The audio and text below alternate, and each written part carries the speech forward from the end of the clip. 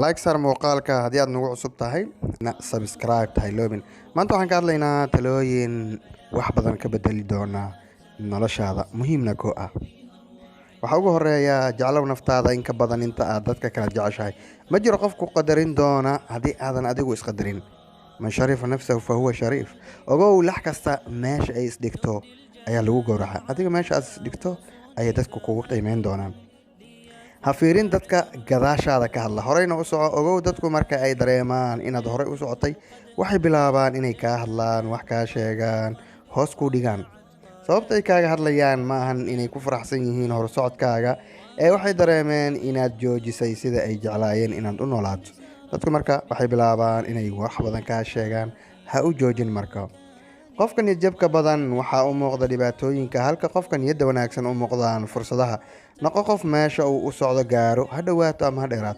Muhiimaddu waa inaan lagaa joojin meesha aad u socotay, inaadan yeelin inay dadku ku niyadjabiyaan. Qofna ha ka yeelin waxaani ma shaqaynayaan sababtoo ah Allah mooyee cid kale oo og ma jirto waxa shaqayn doona iyo waxaan shaqayn doonin.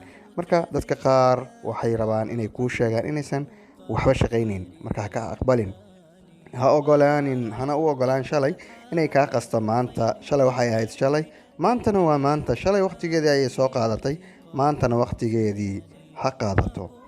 Sixidda wixii shalay kaa halaabay waa muhiim, laakiin sida ay kaaga halaabeen inaad isku mashquuliso waqti badanna geliso waa doqonnimo kuu gaara.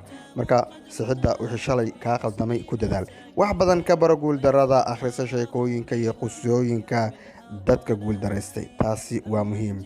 Khayr waxba kaama dhibo ee sharti iska jir. Inaad iska ilaaliso sababaha guuldarrada keena ayaaba ka mid ah waxyaabaha guusha keena ama guusha sababta u noqda. Ha sugin qof hore kuu riixa. U fiirso dadku marka ay kuu wacayaan, ma waxay kuu wacaan iyagoo kaa horeeya mase waxay kuu wacaan iyagoo kaa dambeeya. Sidaas jawaabteeda markaad hesho aad ogaan doontaa wax badan oo noloshaada iyo dadkaba ku saabsan.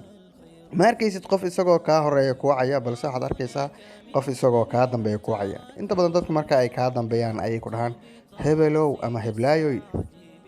Tani waxay caddaynaysaa ama ku tusinaysaa dadku inay jecel yihiin inay gadaal kuu soo celiyaan ama ku istaajiyaan. Inta dadka hore inay u dhaqaaqaan rabtana aad ayay u yar yihiin. Like saar muuqaalka haddii aadan hore u soo saarin.